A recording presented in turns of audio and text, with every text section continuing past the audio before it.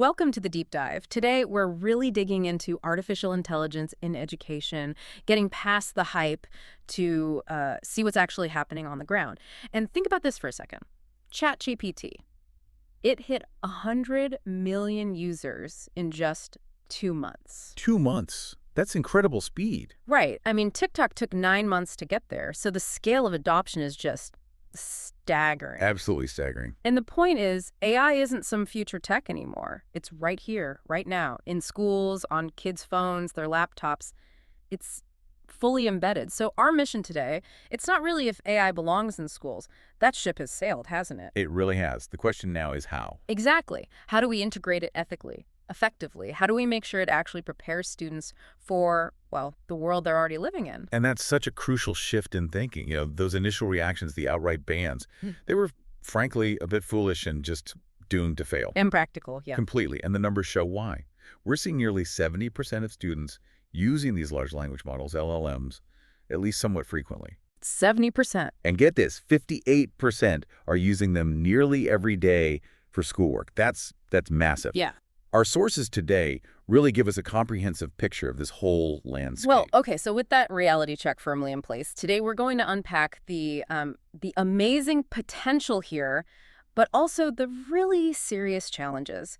And most importantly, we'll look at concrete strategies. How do we actually navigate this? You'll get the full story, the pedagogical promise, yes, but also the urgent need for new rules, new ways of doing things.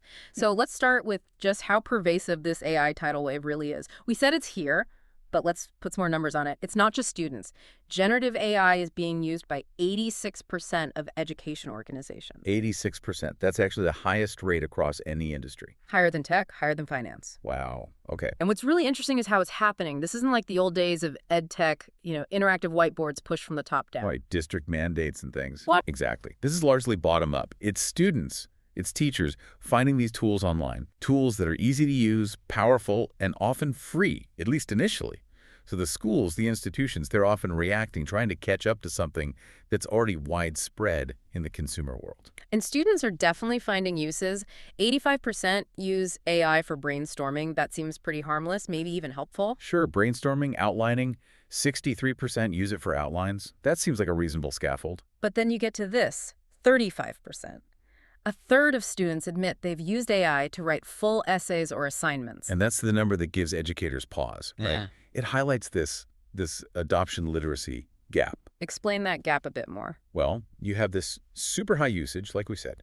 But then you look at understanding. Less than half of educators and students feel they actually knew a lot about AI. That's from a recent Microsoft report. Less than half using it daily know much about it. Precisely. Yeah. And another report, HEPI, found only a third of students got any formal training on AI from their school. So you have this mismatch. Powerful tools in everyone's hands, but limited understanding of how they work, their limits, their biases, that's a huge risk. Leading to what kind of problems? Everything from accidental plagiarism because they don't know how to cite it, or even if they should cite it, to just uncritically accepting whatever the AI spits out, even if it's wrong or biased misinformation. Okay. So the message for everyone listening, parents, teachers, students, policymakers, is pretty clear then. AI is here. It's deeply integrated. We have to stop talking about if and start strategizing how. Proactively, thoughtfully. That's the essential takeaway. Prohibition isn't an option. Strategy is the only way forward. All right, let's shift gears a bit. Beyond the worries, what's the potential upside? Where does AI offer maybe a truly positive transformation for learning? Because the promise isn't really about replacing teachers, is it? It's more about augmenting them. Exactly. Augmenting educators, personalizing learning, supporting diverse student needs, that's the core idea. AI is a powerful tool, not a replacement for human connection and guidance. So talk about that personalization aspect, AI as a personalized learning engine. Yeah, this is something educators have dreamed about for decades, right? Truly individualized instruction. And now we have adaptive platforms, think Dreambox, Newton, that can actually analyze how a student is doing in real time. They adjust the difficulty, how the material is presented. Tailoring it on the fly. On the fly. And the results we're seeing, they're pretty compelling. Studies show students in these kinds of AI-enhanced programs scoring up to 54% higher on tests. 54%, that's huge. It is, and improving outcomes by 30% overall, seeing 70% better course completion rates. It's not just scores, it's engagement too. 75% of students report feeling more motivated. Attendance goes up. That kind of personalization, hitting those individual needs, that's powerful. But what about the teachers? You mentioned augmenting them. How does AI become their co-pilot? Well, think about all the repetitive tasks that eat up a teacher's time. Grading simple quizzes, finding resources, drafting basic lesson plans. The administrative burden. Exactly. AI can automate a lot of that. We're seeing teachers already using it quite a bit. 44% for research, 38% for lesson planning, 37% creating materials like worksheets or presentations. Some estimates suggest this could save teachers between 7 and 10 hours a week. Wow, 7 to 10 hours. That's nearly a full school day back in their week. Imagine what they could do at that time. More one-on-one with students, deeper project work, mentoring. Precisely. Focusing on those high-impact, uniquely human things that make the biggest difference. Mentoring, complex discussions, building relationships, the stuff AI can't do. Plus, AI dashboards can give teachers quick, actionable insights. See who's struggling, where the learning gaps are, flag students who might be at risk. So like an early warning system? Exactly. Some places using these systems have even seen dropout rates fall by around 15%. It allows for timely intervention. Okay, that's compelling. And beyond personalization and teacher support, what about accessibility and inclusion? You mentioned supporting diverse needs. How significant is AI's role there? Is it just better assistive tech or something more? I think it's potentially transformative. We're moving beyond just accommodation to dynamic inclusion. What does that look like in practice? Think advanced text-to-speech for students with visual impairments, or speech-to-text for those with hearing or physical challenges. Companies like Nuance, Nata, Cook, they're doing amazing things there. AI can help students with executive function difficulties by breaking tasks down, managing schedules. There are AI-powered communication devices, AAC devices, for students with communication disorders. And even things like assistive robots. Lika is one example, helping children with autism practice social interaction skills in a safe, predictable way. So it's adapting in real time to specific needs. Yes, and the U.S. Department of Education, the National Science Foundation, they're pouring research funding into this area. It's seen as a major frontier. If you connect the dots, AI really could help close some of those long-standing equity gaps we've struggled with in education for so long. That's a really hopeful perspective. But, okay, we have to address the elephant in the room, academic integrity. When tools like ChatGPT exploded, the immediate reaction was panic about cheating, right? And this scramble for AI detection software. Oh, absolutely. A real crisis of confidence. And that led straight to the arms race of detection tools. Which, as you hinted, didn't go so well. It largely proved to be, well, a dead end. We call it the fallibility of the digital watchdog. Yeah. These tools claimed, 98%, 99% accuracy in their marketing. The reality, not even close. How bad was it? OpenAI, the makers of ChatGPT, they pulled their own detector because it just wasn't reliable. One independent study looked at various tools, and the best one was only about 50% accurate. 50%. That's a plane flip. Exactly. It's practically useless. And worse, it's dangerous because of false positives. Accusing innocent students. Right. Think about it. Even a tiny 1% error rate in U.S. colleges could mean over 220,000 false accusations every single year. That's ethically horrifying. Even Turnitin, a big name in this space, admits their AI detection has a 4% sentence-level false positive rate. They explicitly advise schools not to use it for definitive judgments. And on top of the inaccuracy, there's bias, isn't there? I read these detectors can flag work by non-native English speakers more often. That's a huge problem, algorithmic bias. Because these tools are often trained on certain types of text, they can mistake linguistic differences, maybe simpler sentence structures, different vocabulary choices, as signs of AI generation. So it penalizes students who are already potentially marginalized. Precisely. And practically speaking, students figured out how to bypass these detectors almost immediately. Simple edits, using paraphrasing tools. The tech just can't keep up. It creates this weird integrity paradox. The tools encourage more sophisticated ways to cheat, while unfairly flagging honest students is just not viable. So detection is out. What's the alternative then? If we can't reliably detect AI writing, how do we ensure integrity? The only real path forward is to change assessment itself. We have to evolve how we measure learning. Designing for authenticity, as you put it earlier. Exactly. This is actually a long overdue modernization, pushing us away from easily outsourced rote assignments. That 35% number of students admitting using AI for full essays tells us traditional essays are becoming less effective indicators of understanding. So what do these AI-resistant assessments look like? Well, incorporating more in-person elements is key.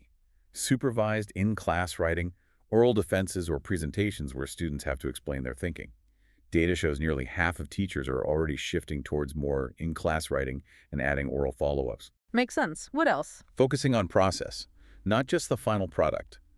Scaffolding assignments break big projects into smaller steps.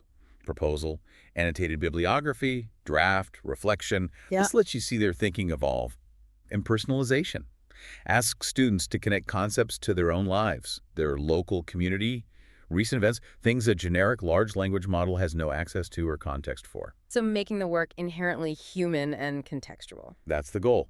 It shifts the focus from preventing cheating to actually fostering deeper learning and critical engagement. And it's not just about changing assignments, right? There's a cultural element too. Absolutely. Cultivating a culture of integrity. This can't just be about punishment. It needs clear communication, clear expectations. So how do schools do that effectively? How do you teach responsible use? Well, leading universities, places like Vanderbilt, Cornell, Carnegie Mellon, they're developing really clear, course-specific AI policies. Not just a campus-wide ban, but guidance tailored to the subject. The key is education.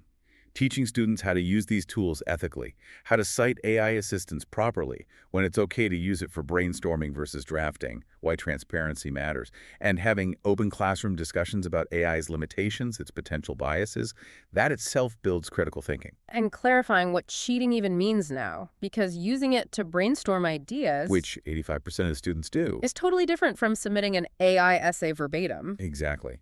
We need clear lines, clear definitions, communicated openly. It's about building understanding, not just fear. Okay, we've covered potential and integrity, but any responsible discussion has to grapple with the risks. And there are significant ones. Oh, definitely. It's not all smooth sailing. A clear-eyed assessment of the challenges is crucial. Where do we start? What's the biggest hurdle? I'd argue equity is a major one, bridging the AI divide, but it's more complex now. More complex than just access to computers and internet. Yes. That's the first digital divide. The second is basic digital literacy. But now there's a potential third divide emerging with AI. Picture this. Affluent students might get access to premium sophisticated AI tools, along with guidance from teachers and parents on how to use them for higher order thinking, creativity, complex problem solving. Okay. Meanwhile, disadvantaged students might only get access to basic, free tools, maybe with less guidance, and end up using them primarily for more superficial, rote learning tasks. Reports already indicate that male students, those in STEM fields, and those from higher socioeconomic backgrounds are more likely to be leveraging AI effectively. That gap could widen fast. And woven into that is the bias issue again, right? Algorithmic bias baked into the tools themselves. Yes. These systems learn from vast data sets, often reflecting existing societal biases. So an AI tool might perform worse with certain dialects or provide examples that aren't culturally relevant to all students. The U.S. Department of Education put out a stark warning, saying algorithmic bias could diminish equity at scale with unintended discrimination. It's a serious concern. Wow. Okay, equity is huge. What's another major risk area? Data privacy. Safeguarding student data in this new algorithmic age is paramount. How is AI changing the game there? One big issue is shadow AI. That's when students or even teachers use free consumer-grade AI tools that haven't been vetted or approved by the school. And the data policies on those free tools are murky. Often very opaque, yes. Where does the data go? Is it used to train the AI model? Are they complying with strict student privacy laws like FERPA in the US or COPA for younger kids? Often we just don't know. This risks data leakage, potential breaches, and violations of privacy regulations. Schools must rigorously vet any AI vendor they partner with, demand clear data sharing agreements, ensure student data isn't used commercially without explicit consent. Treat it like medical records, essentially. That's the guidance from the Department of Education.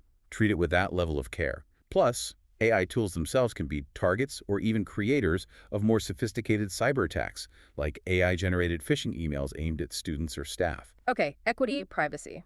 Now let's tackle the big philosophical one. Does AI make us smarter or does it make us lazier? The critical thinking conundrum. Ah, yes, the million-dollar question. And honestly, the research here is mixed. There are valid points on both sides. Let's hear the makes us lazier side first, the cognitive offloading argument.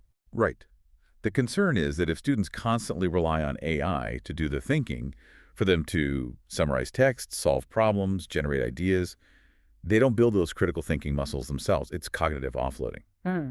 Some studies do show a negative correlation between frequent AI use and critical thinking scores, particularly in the 17 to 25 age group. Really? What kind of studies? There was an interesting one from MIT using EEG brain scans. They found students relying heavily on ChatGPT showed the lowest levels of brain engagement during tasks. They often just copied and pasted. The study suggested they consistently underperformed at neural, linguistic, and behavioral levels.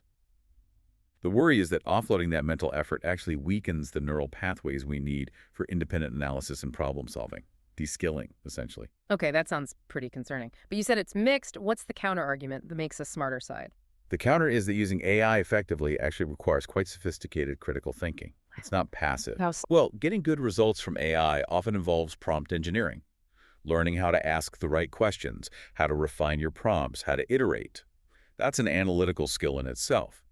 And AI can be used as a tool to enhance critical thinking.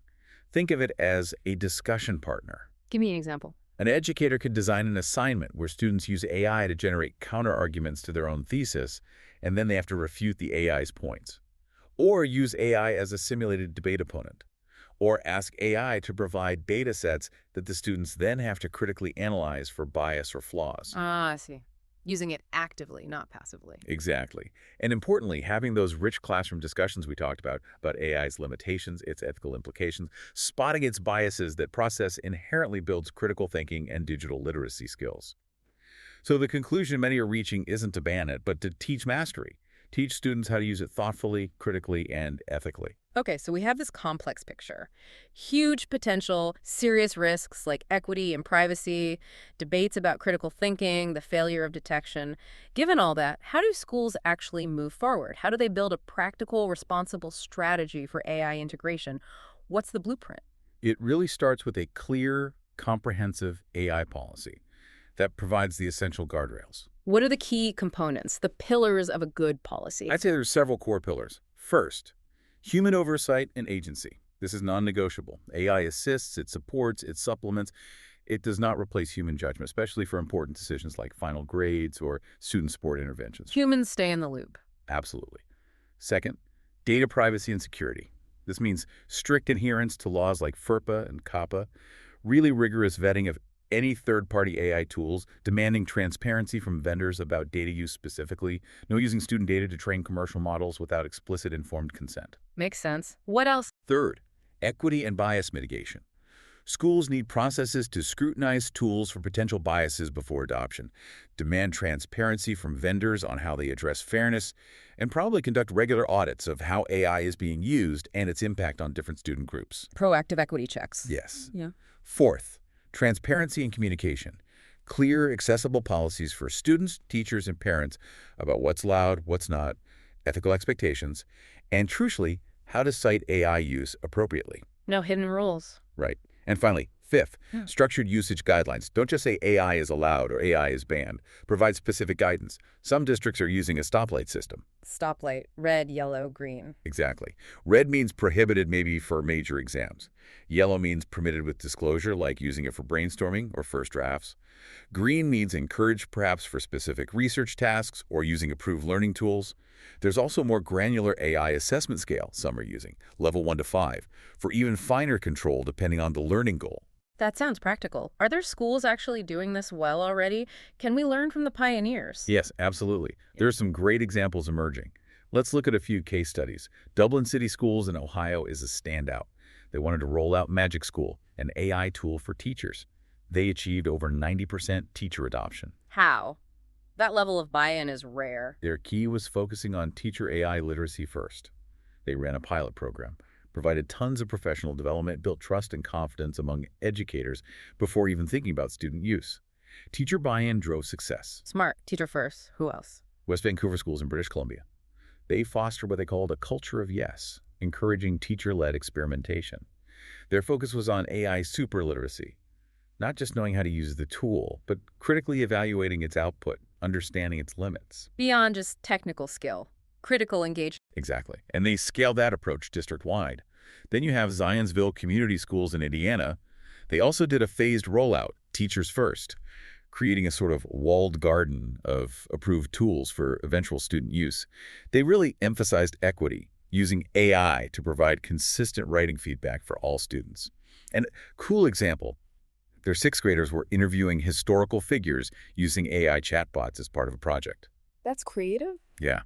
And Mason City Schools in Iowa is another example of being proactive with policy development and PD, using instructional coaches to help teachers find practical ways to use AI, like generating diverse writing prompts for different student levels. So common themes seem to be teacher focus first, professional development, clear policies, and often starting small or phased rollout. Precisely. Build capacity and trust before wide-scale deployment.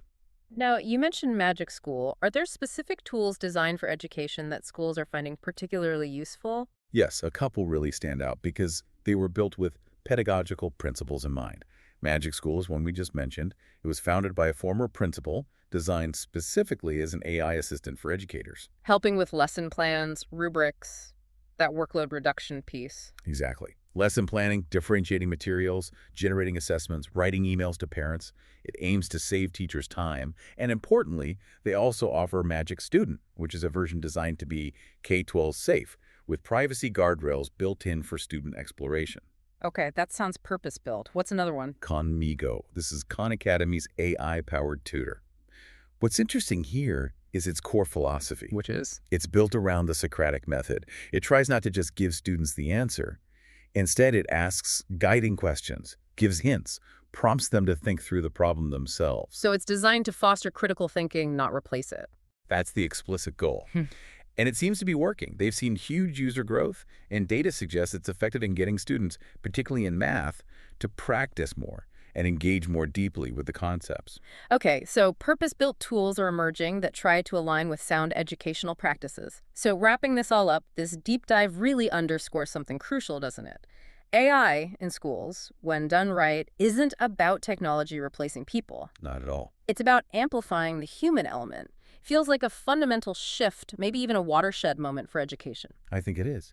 And trying to resist it, as we discussed, it's just not practical. More than that, it's a disservice to students who will need AI literacy in their future careers and lives. It's becoming a baseline competency. The objective isn't some sterile automated classroom. It's a human-centered classroom, enhanced by AI. Let the machines handle the machine-like tasks. Freeing up the human. To do what only humans can do. Mentor, inspire, challenge, connect, facilitate that deep, collaborative, messy process of real learning. So, for everyone listening, you should now have a clearer map for understanding this next phase of the educational revolution. Whether it's leveraging personalization, tackling integrity, ensuring equity, or fostering critical thinking, the path forward seems to be about thoughtful, ethical, and strategic stewardship of these powerful new tools. Stewardship is a great word for it. And here's a final thought to leave you with. If AI can push us to fundamentally rethink something as ingrained as assessment, if it can help us truly measure individual student growth, and if it can unlock our most valuable human resource teacher time, imagine. What other long-standing complex challenges, maybe even beyond education, could we begin to transform if we embrace this kind of intelligent human-machine collaboration? That's a powerful question to ponder. We certainly hope this deep dive has given you plenty to think about. Until next time, keep digging, keep questioning, and keep learning.